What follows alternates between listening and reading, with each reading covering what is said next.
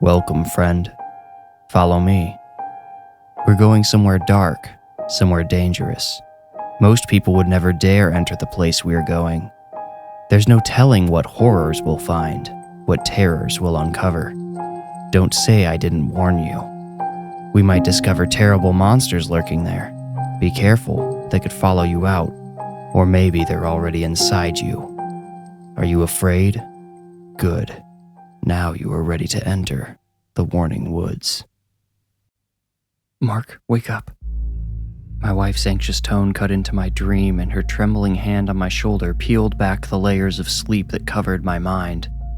I rolled onto my back, still not quite sure if her voice had been a part of my dream. I grunted. I think someone's trying to get into the house, she whispered. Those words uttered in the dead of night will activate anyone, and I am no exception. My blurry vision turned crystal clear as all my senses came online. What? Who? I asked. I'm not sure, but I keep hearing noises, and I thought I just heard a voice outside our window. First, I checked the time on my alarm clock. We had heavy blackout curtains in the bedroom, and it could be hard to tell when the sun was up. I hoped, even prayed, it was late and she had just heard the meter man walking by. But my alarm clock displayed 3:03 in bright red digital numbers. There was no honest reason for anyone to be on our property at that time. I sat up and listened to myself. I kept detecting small sounds, rustling, shifting sorts of noises, but I couldn't tell if my brain was just filling in what I thought my wife might have heard. I certainly didn't hear any voices. Stay here, I said as I swung my legs over the side of the bed. I'll go check on the kids and take a peek outside. I didn't do the obvious thing and peek through the curtains. In the moment, I told myself it was because there probably wasn't anything outside and my wife had just overheard one of our night owl teenagers talking to a friend on the phone or playing video games. In hindsight, I think I just wasn't ready to confront whatever might have been on the other side of that curtain yet. I left the bedroom and entered our hallway. When I flipped the light switch, nothing happened. I clicked it up and down again, but was still left in the dark. I peeked back into our bedroom and looked at my glowing alarm clock. Sure enough, the tiny circle light in the upper left corner that indicated the clock was operating on battery power was glowing. Hey, Michelle, I whispered. The power's out. You might have just heard the electric company outside. Will you please just check? She asked. Hang on, let me check on the kids first. Oh, for crying out loud, Michelle said. She tossed the covers off and got out of bed. Shaking her head at me, she stormed over to the window, pulled back the curtain, and screamed. She stumbled backwards, mumbling gibberish and pointing at the window. I rushed to her side. What is it? I demanded, no longer whispering. They're out there, was the only phrase I caught out of her stream of syllables. The curtain hadn't fallen all the way back into place. A sliver of window was left exposed and glowed dimly in the bluish moonlight. I forced Michelle to sit on the bed and went to the window myself. I pressed myself against the wall and turned my head to peer through the exposed glass. I could see about a dozen of them, but I knew there were more. They all wore hooded, black cloaks and were standing shoulder to shoulder with one another. I couldn't make out any of their faces with the moon behind them. It shone against their hoods, creating demonic halos. Call 911, I told Michelle. She nodded vigorously and crawled over the bed to her nightstand. It's not here, she cried. Your phone? Just use mine, I ordered. She crawled over to my nightstand and made a muted sound that told me as clearly as any words could that my phone was also missing. What the hell? I plugged it in there like I do every night, I said. Honey, stay here. I'm going to check on the kids and see if one of them can call the police. Don't leave me, she begged. I would have told her to come with me, but I needed her to stay where she was. Our bedroom was far from any exterior doors and has a lock, so I knew she would be safe in there for the time being. Until I had a better grasp on the situation, I didn't want to worry about her safety as well as my own. Stay here, I repeated. After leaving the bedroom, I checked the windows on all sides of the house. We were completely surrounded. The cloaked figures formed a circle around us. They each stood perfectly still and faceless out there in the night. I grabbed a flashlight out of a drawer in the kitchen.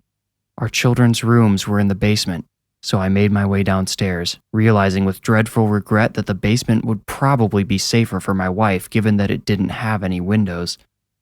I decided I would bring her down once the police were on the way. Before checking my son's room, I stopped at the breaker box to check the fuses. They all looked normal, but I flipped a few anyway to no avail. The problem with the electricity must have been something outside. I went to my son's room next and knocked on the door. I didn't wait for his answer before turning the knob myself. I shone the flashlight on him and he squinted as he started to sit up. "Who is that? Who's there?" he asked. "It's me, Cale. Get up," I told him. "What's going on?" I didn't answer, instead asking, "Where's your phone?" Cale sniffed hard and rubbed his eyes, then reached on top of the dresser next to his bed. He patted his hand around for a few seconds, then stood. I shone the flashlight at the dresser to help him out, but his phone wasn't there. Cale pointed to the charging cable laying limp on the floor. "Where is it?"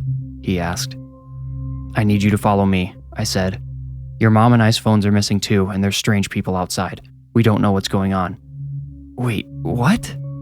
"Just follow me." Cale and I walked across the basement to his sister Alyssa's room. I knocked hurriedly, but was interrupted by Cale tugging at the back of my shirt. I shrugged him off but turned towards him anyway. "Dad, look," he said. He was pointing at the door I had just knocked on. I aligned the flashlight's beam with his pointed finger and saw what he wanted me to. I hadn't seen it before because I had been so focused on getting to Alyssa. There was a sort of symbol painted on her door with a tar-black, tacky substance. It had a strange, musty, sort of herbal smell. "What the hell is this?" I asked as I lightly touched the substance. It came off on my finger, wet and sticky. I took a couple of steps back to expand the halo of light on the door and take the whole symbol in at once. It was comprised of 3 even semicircles or crescents, all intersecting each other. It looked like a horned wreath. "Why would she do that?" Cale asked. "I'm not sure if she did," I answered.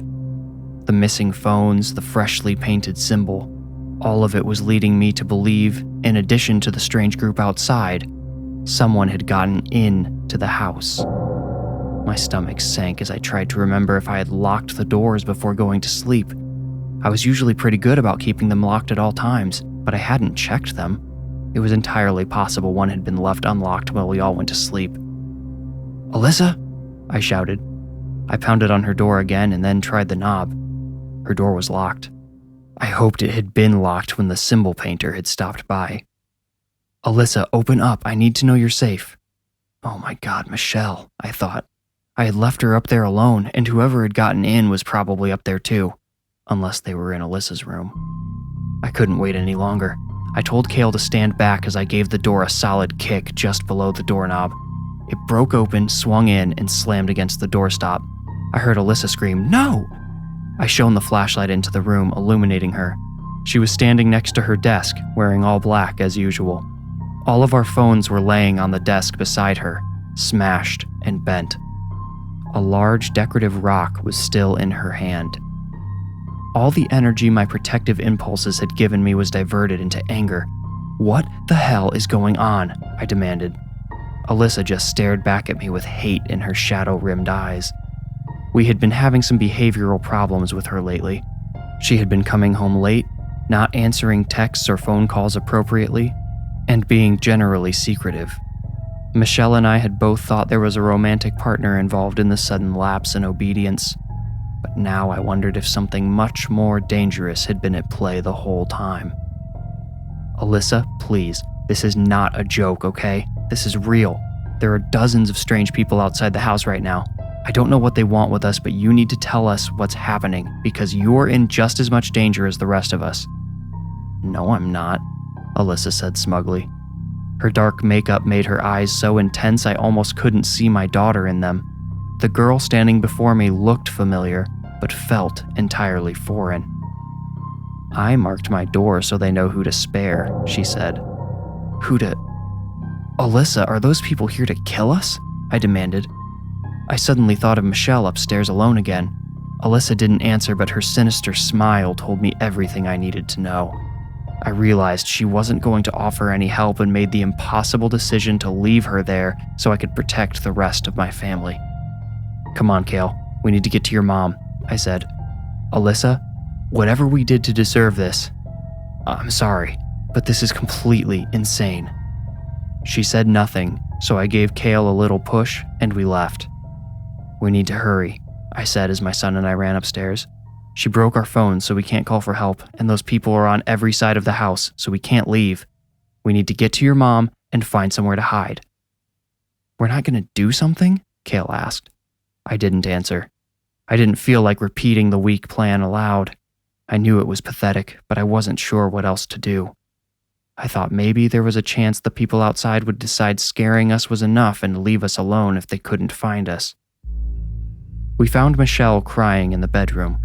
When she asked where Alyssa was, I just told her Alyssa was fine and wouldn't come out of her room. If I had told her the entire truth, she would have gone downstairs to try to reason with the girl, which I knew would be fruitless and probably dangerous. We've got to go up to the attic, I said. If they come inside, I'll sit on top of the door. They won't be able to get to us. Kale, go get a chair from the kitchen. Kale obeyed and I opened the bedroom closet. A small scuttle door was situated above the shelf where Michelle kept her nice shoes. They're getting closer, Michelle whimpered. She was peeking through the curtain again. I tossed the flashlight on the bed and looked out into the yard with her. The ring of strangers was closing in around the house. Stay here, I said. Stop leaving me, Michelle cried as I ran out of the room. I passed Kale bringing a chair down the hall. Help your mom get into the attic. I'll be right there, I said. Moving as fast as I could in the dark, I went to the garage door, then the front, to make sure each was locked. Finally, I went to the sliding glass door that led to the back patio. I pulled back the curtain to reach the latch and froze.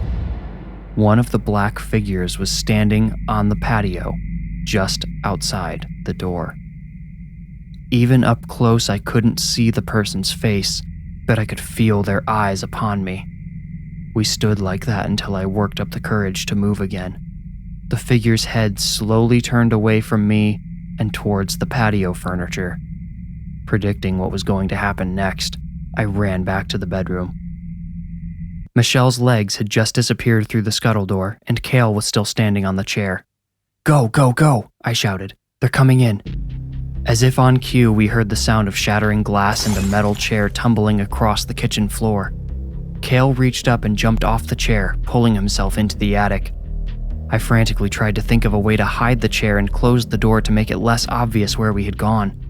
Dad, come on, Kale whispered from above. What about Alyssa? Michelle whimpered. What about Alyssa?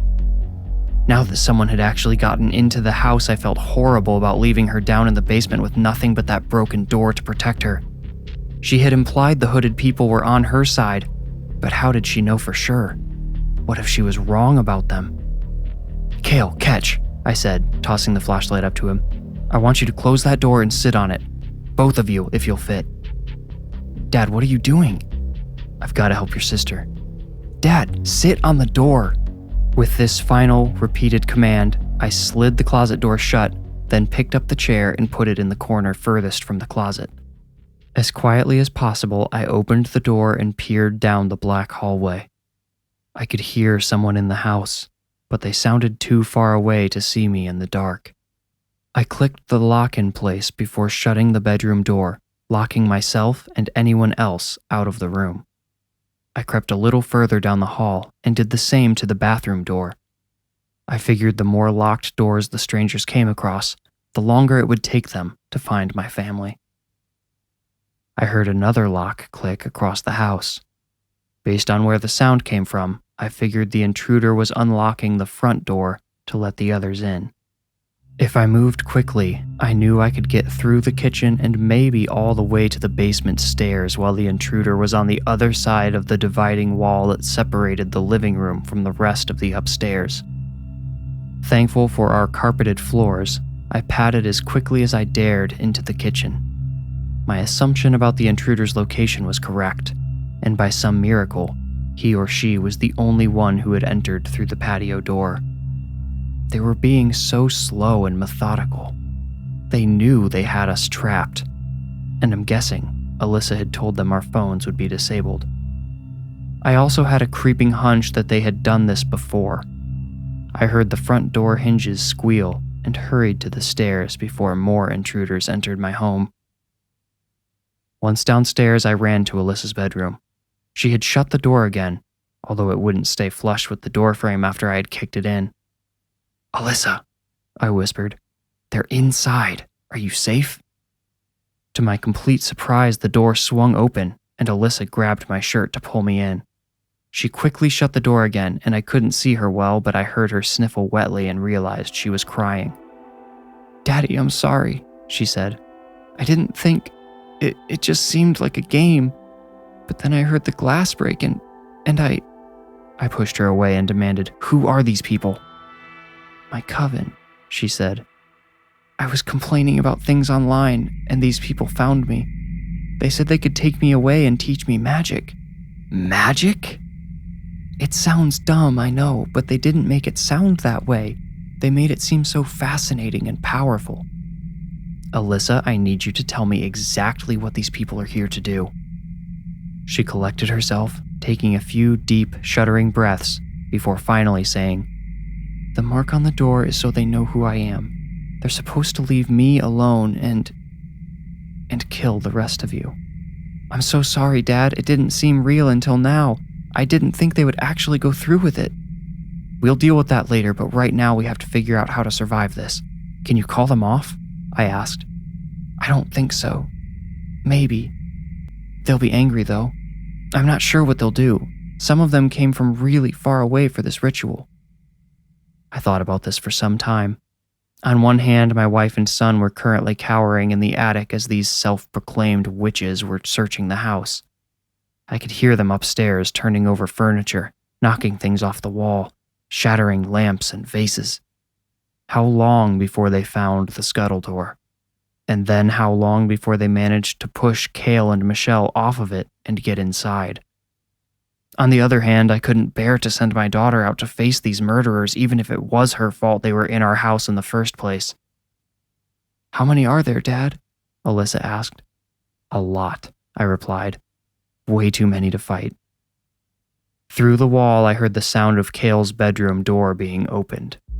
The intruders were downstairs with us now. Alyssa tugged at my sleeve and pulled me into her closet. I whispered, "I thought they were supposed to leave your room alone.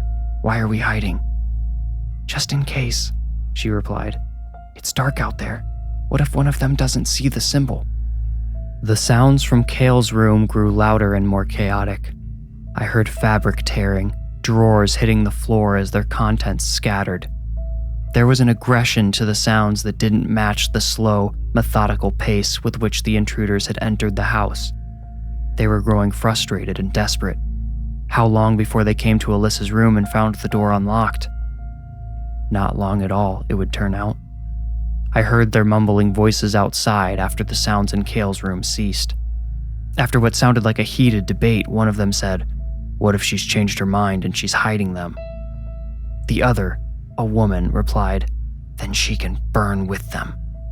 And the door creaked open. Footsteps padded on the carpet on the other side of the closet door. There were at least 2 of them out there, maybe more. "Hazel, where are you?" the woman asked. "We've come for you." Alyssa, or Hazel as she was apparently known to her new community, put a finger on my lips, and before I could react, she slipped through the closet door. "I'm here. Is it done?" she asked. My heart hammered in my chest. This was the moment I had been trying to avoid. My daughter facing these strangers alone without any protection. "They aren't here, unless you're hiding them. Are you still one of us?" "Of course," Alyssa replied. "I would never disobey the will. They must have escaped." "Impossible. We had the house surrounded." "Wherever they are, it doesn't matter," the second voice said. "You will still come with us. If your family comes looking for you, we can deal with them then." "Yes, all right," Alyssa agreed to my horror.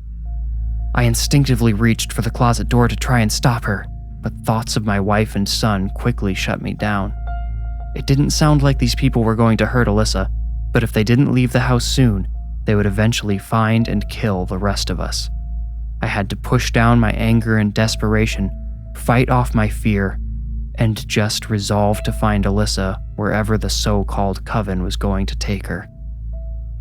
I waited for a few minutes after the sounds outside the closet and upstairs had ceased before slowly creeping out of Alyssa's room and up the stairs. I checked every window I passed, hoping to catch a glimpse of one of the hooded figures to see which direction they had gone, but they had all disappeared quickly into the night. Michelle was inconsolable when I told her what had happened.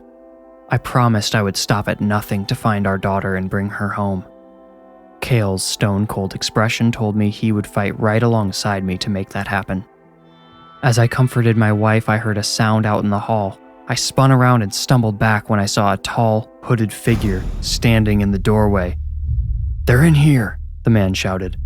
They appeared from everywhere at once. They showed up in the windows. They filled the hallway. One of them even stepped out of the closet right next to where I had just helped Michelle and Cale come down. Another appeared in the doorway, dragging Alyssa behind him. She had been gagged and had her hands tied behind her back. The figure holding her shoved her into the room. "If you love your blood family so much, you can die with them," he said. Yet another figure came through the door with an hourglass-shaped container. She walked around us, pouring the liquid in a circle. The sweet aroma told me it was gasoline. The first figure who had appeared to block the doorway produced an ornate lighter from his robes and stepped forward. Without a thought, I put my cupped hand in the gas on the floor and flung some towards the man with the lighter. I still can't believe it worked. At least a couple of droplets hit the small flame and ignited the man's robes. He turned in shock and lit up the woman next to him. They both struggled to remove their burning robes, and a third person jumped in to help. The fire caught on his robes too. The rest of the group fell into panic. I could hear their footsteps running throughout the house and their terrified voices shouting outside. "Come on," I shouted to my family. I ran to the bedroom window, pulled the curtain so hard I broke the curtain rod, and threw the window open. I used the chair Michelle and Cale had used to get in the attic to break out the screen, and I made sure my family got out safely before I, too, exited through the window. Fortunately, the people outside were just as panicked as those inside and didn't try to stop us as we ran away. We ran until we could run no further. By the time the emergency crews got to our house, it had almost entirely burned down. There were 6 unidentified people dead inside. The rest had vanished. Michelle, Cale, and I all agreed to protect Alyssa when the police questioned us. All 4 of us claimed to have no idea why those people had targeted our house, but we knew. And unfortunately, most of them had survived. We live in a new house now, somewhere far from our old one. But like Alyssa said, some of those people came from far away the first time. We just have to pray they don't find us again.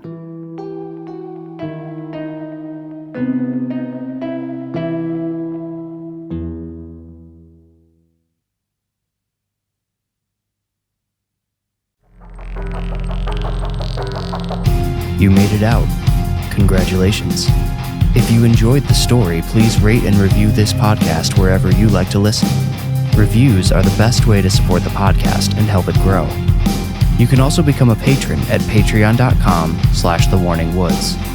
If you want more creepy content, including the images that accompany each story, follow me on Instagram at thewarningwoods. If you feel ready, meet me here next week for another journey into the Warning Woods. Thank you for listening.